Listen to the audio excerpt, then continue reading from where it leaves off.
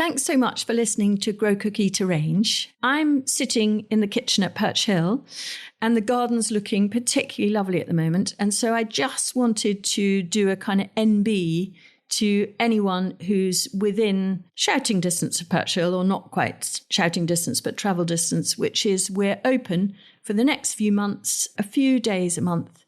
And yeah, it would be really lovely to see you. So go on our website and you'll find all the details of booking there. You can book lunch on 3 different time slots, or you can just come and wander around the garden. So it's garden only or garden visit plus lunch. So I hope to see some of you then.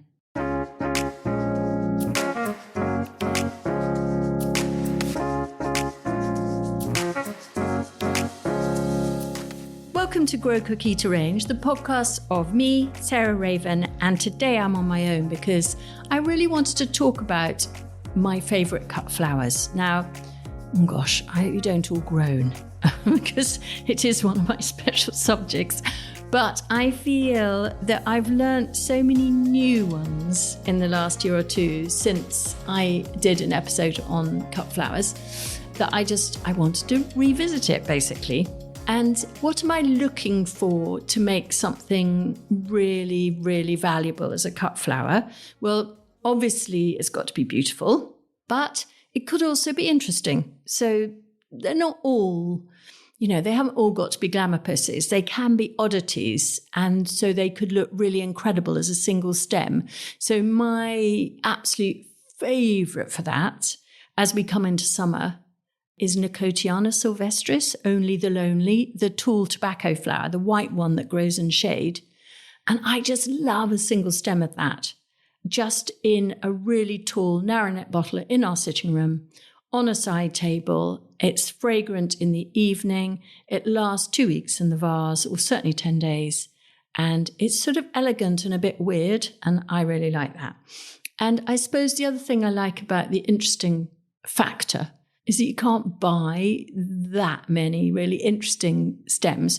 So it's a very loud sort of trumpet. I'm homegrown, and for me, that's valuable. So number 1, beautiful or interesting. Number 2, fragrant.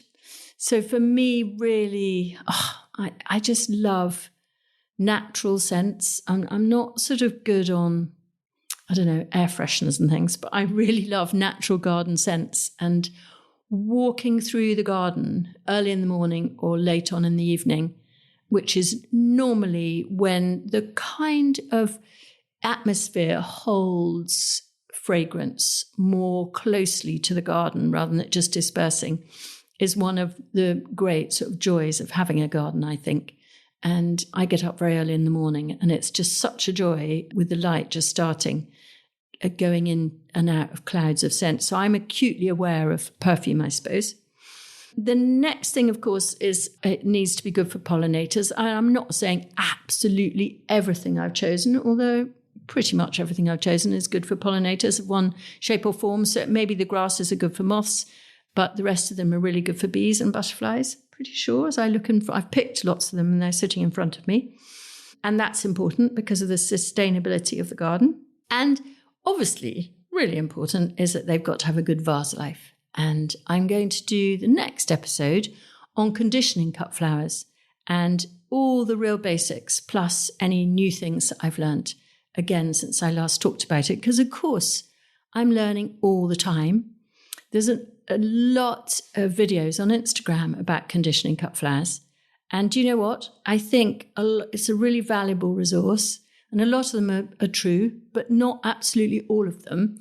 So if ever I see a tip given, I would experiment with it and just try it out. And so have a stem that has had the treatment, have a stem that hasn't, and check that it does make a difference before I recommend it to anybody. And a classic example that made me think about doing this podcast on conditioning is I've just seen something on Instagram about filling the stems of lupins with water. And I tried it with and without. And I have to say that the problem with lupins is that they do suddenly drop all their little pea-like flowers, after quite soon, after 4 or 5 days. And it is true that it keeps them longer right to the apex of the stem if you feel. So anyway, I'm getting into too much detail now. But so beautiful or interesting, fragrant, good for pollinators and so sustainability, and a good vase life. And I went round the garden this morning and I picked sort of about 20 things that I really, really love for picking, and that I'm not sure, some of them I will have talked about, of course, but I'm not sure I will have talked about them in the context of cut flowers. So off we go. So the first things that I have sitting in front of me in a jug are 3 plants, and we have them growing together in the corner of the farmhouse garden at Perch Hill. And boy, oh boy, do they look beautiful. And the first is a peony, and it's called Coral Sunset. And do you know, when I first saw it at Chelsea a few years ago, it suddenly launched into a big, trendy plant that everyone was going on about. Maybe more like 7 years ago. I was like, gosh, I'm not sure. But I've really fallen in love with it because it goes through this extremely lovely colour morphing, which it emerges really quite a strong coral, almost like fake farm salmon pink, which isn't my favourite colour. But very quickly it gradually fades. I mean, I say quickly, but petal by petal will lose its pigment and it becomes just the most beautiful, subtle, amazing thing. And it flowers much longer than other peonies in my experience in our trials here. So I think it is a really cracking variety. And we have it in the corner planted with my favourite of all roses, which is Rosa mutabilis, or the changing rose, which has exactly the same apricot to pinky sort of kind of nectarine-y, really, colouring. And they both have exactly the same golden stamens. And Rosa mutabilis is about a fifth the size, quarter the size, but they are the most harmonious combination and look absolutely stunning. And between them, we have the most fantastic foliage rose called Rosa rubrifolia, or Rosa glauca. And it's called Rosa glauca because it's grey. Glaucus has this lovely grey foliage and then these lovely red hips in the autumn. Now, the reason I love it in that combination is that it's the rice with the curry. So the peony is my bride, the Rosa mutabilis is my bridesmaid, and the only foliage I need in that vase is the Rosa rubrifolia, which has pink colouring over the glaucus, the grey foliage. And so it just feels like the most harmonious, calm, and yet deeply classy and glamorous combination. So for me, all 3 of those would be on my desert island in my cut flower patch. And I never thought I'd name a peony because I think peonies are slight washouts as cut flowers because they go over so quick. But this particular one is a cracker, I have to say. The next one is also a rose, so I'm staying with fragrance. And do you know what? It's exactly the same colour combination. So I seem to be rather stuck in that sort of vein at the moment. So this is the Duchess of Cornwall rose, and we have quite a good clump of 5 bushes of this on the way down to my hen run, right on the corner of a fruit cage. And it's rather a good way of, traditionally you have roses with fruit because roses will get mildew as an indicator that perhaps the strawberries or whatever are then going to suffer from mildew because it's a dry year. So traditionally in a fruit farm, you would always have roses. And I just copied that and I rather love it. And Duchess of Cornwall, again, opens this really saturated, really luscious pinky coral, but then fades in the most beautiful way. And it literally looks like you've got a handkerchief and you've pleated it and pleated it and pleated it, and then you've curled it into just a handful of ruffled silk. And with a bud and a slightly more developed flower, so you've got the coral colour and then this beautiful faded pink and apricot in the more developed flower. There is nothing more beautiful, and the scent is amazing. So that would be my number 4. And then number 5 has got to be a honeysuckle, which if you grow good varieties, they're long flowering and they're really, really healthy. And I'm massively keen at the moment, strangely, having not been a particularly yellow apricotty person, but I really, really love Graham Thomas, which is a very traditional variety, but there's a slightly more compact, less rambly version of it called Sensational, or is it Sensation? 100% sure about that, but you'll find it anyway. And we have this on a shady wall in the Oast Garden under the Magnolia grandiflora. And I was walking past there this morning, early in the morning, when scent is at its best, as I've already said. And I was just swooning. I mean, the perfume from it was absolutely incredible. And, I haven't really noticed that plant before. And I think we had it in a container, and I think Josie's probably put it out because it outgrew its pot. And I don't remember it being there, but it's happy as Larry. And on the south face of the wall, it's already in full flower. And on the north face, it's still in tight bud. And that's rather nifty. It's planted on the north face because, of course, honeysuckles like their roots in damp, moist soil. So that's why, but it clambers over onto the south face and it prolongs its flowering time. Now, all of those, so all 5 of those, I picked straight into water because it's quite hot already. And I then seared them in their stem ends in boiling water for about 5 or 6 seconds, then into cold water and then into their vase. So those are my first 5. My second 5 are about being interesting in shape. And if you're going to make arrangements, and if you're busy and manic and don't have much time like me, but you want to suddenly we've got a little tiny sort of snug sitting room here. And quite often, even in the summer, in the evening, sometimes we light the fire in there. And I love to have just really interesting shapes. Just honestly, 1 or 2 flowers on each of the little side tables in there. And Cerinthe is one of my favourite things for that. So I might just pick 5 stems. And honeywort, brilliant for pollinators, as you can guess. But at the moment, it's just covered in these beautiful hanging bells. The calyx is the most glamorous, glaucous purple, so grey purple, with the purple bells hanging below it. And I just love its shape. It's just sort of these nodding heads. And I've got that in a narrow-necked bottle, again, seared for 5 seconds, and it's fabulous. Next to it, I've got a grass which is just beginning to go over here as we get into the middle of July, which is Brisa maxima, or the greater quaking grass. And this takes me onto the whole next theme, which is grasses as cut flowers. They're okay dried, but I much prefer them fresh when they've still got green leaves and green dingly-dangly heads. And Brisa maxima literally looks like the most beautiful teardrop flower with all these little markings in crimson all the way down the teardrop. And it just moves in the most incredible way. So greater quaking grass, teardrop grass, whatever you want to call it, very easy to grow from seed, and you could even do it now. And 3 others actually that I want to mention in the grass brigade. Casmanthium, quite similar, but a perennial grass rather than Brisa maxima, which is annual.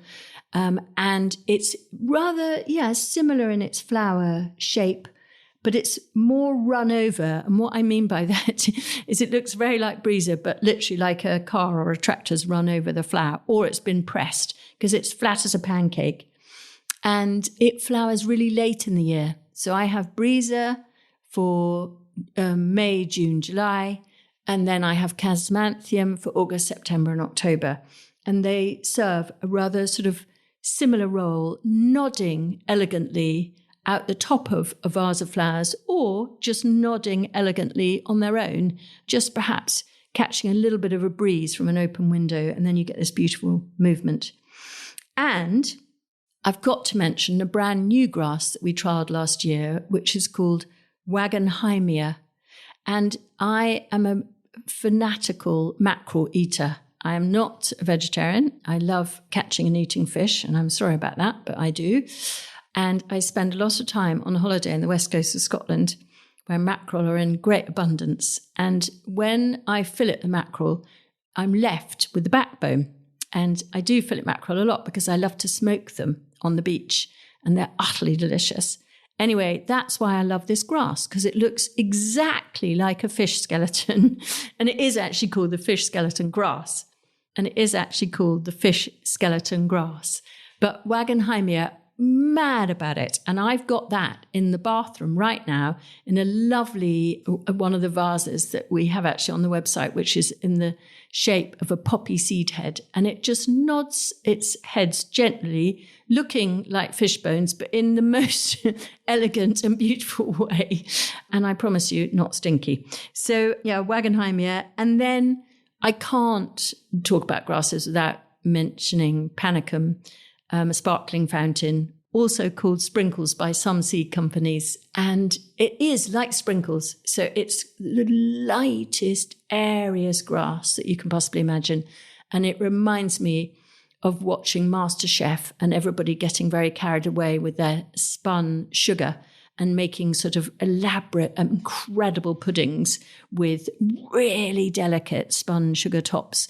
And panicum frosted explosion reminds me very much of that. So those are the ones, perhaps not for glamour or scent, but interest.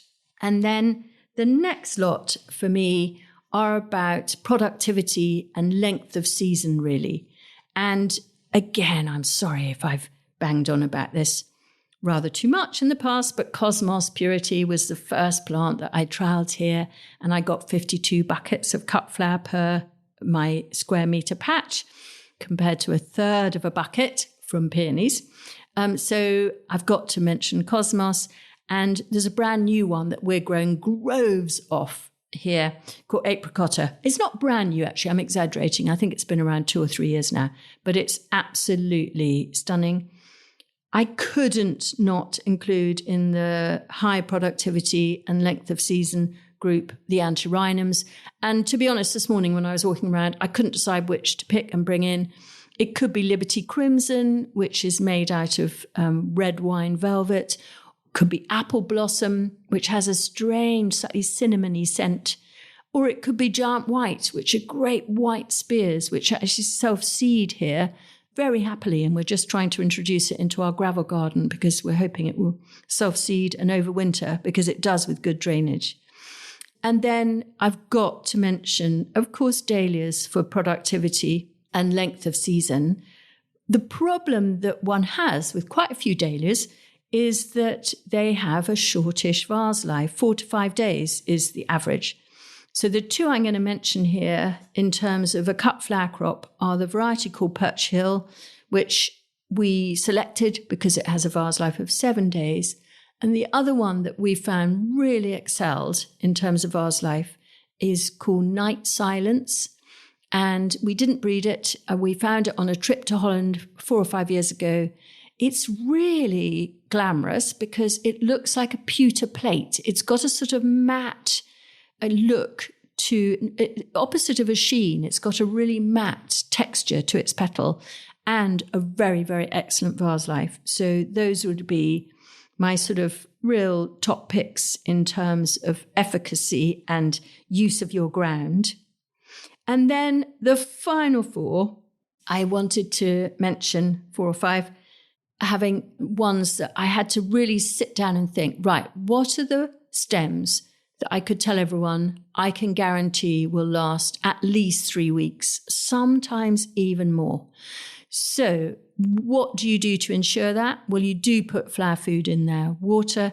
And actually what I would do is not food, but vinegar, so clear vinegar. And I would change the water every 3 days and cut the stem ends. And if I do that, I could easily find that these will last a month in a cool sitting room.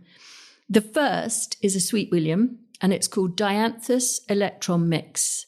And it's just coming to the end of its season now in July, but we've been picking it prolifically here. And honestly, the reason I know this is that we have a shepherd's hut, which guests stay in.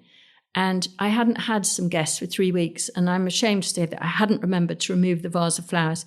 And I went down there to make up the bed yesterday, and there the flowers were looking almost pristine. I brought them back to the house, cut the stems, cleaned the vase, put them in clear water, applied the vinegar again, back they've gone out for the next guest. That's quite a good test, isn't it? And then I'm sure you all know Alstroemeria, famous for the cellophane wrap on the garage forecourt because they give such good vase life. Blushing Bride is my current favourite, starts to flower in the last week of May and flowers right the way through into the end of October. Incredible. Unbelievable length of flowering season. Absolutely incredible. Next after it is Friendship, which is also very good. I mean, there are so many good ones. Don't be snotty about Alstroes. Because they're widely available, people tend to sort of feel like, oh, I don't want that because it looks a bit supermarket-y. But good varieties really don't. And I've got Blushing Bride sitting in front of me here. And it's sort of ivory with a little bit of yellow, a little bit of pink with quite a pronounced green stripe. And I absolutely love it. And that lasts 3 to 4 weeks in a vase. It really does. Chrysanthemums, also you'll know, so I don't perhaps need to talk about them so much, but they do need their flower ends cutting, the stem ends cutting. My favourite are the Tula series, which are these crazy, almost like sort of firework sparklers, but their vase life is a bit shorter because they've got more vulnerable stems, softer stems, so they would give you 10 days to 2 weeks. Whereas both Pandian Bronze and Avignon Pink will give me 3 weeks. So those have done best in our vase life trial. And then the final one, which I find really surprising, are the little mini zinnias. They're Hageriana hybrids. And there was one on the market ages ago called the Aztec series. And I think they're still around. But again, they've done the Shepherd's Hut test and have done definitely 3 weeks in the vase. So those are the final ones I just had to mention, because if you want to have something that you don't have to change, certainly not every few days, ideally not even every week, but will almost last a month, the Dianthus, the Alstroe, the Zinnia and the Chrysanths would win the competition, hands down. Thanks so much for listening to Grow Cook Eat Arrange. Recapping on my favourite cut flowers, the varieties to grow that I would really be sad without. As a natural follow-on, you've got me on my own again next week, and I'm going to teach you everything I know and everything I've learned over 30 years about conditioning cut flowers. And as ever, I'm always learning new things, so I'm going to pass on my tried and tested tips about searing, but also some new things about, for instance, how to make hellebores last, which I know don't feel particularly relevant in July, but they will soon. So listen to me and join me next week.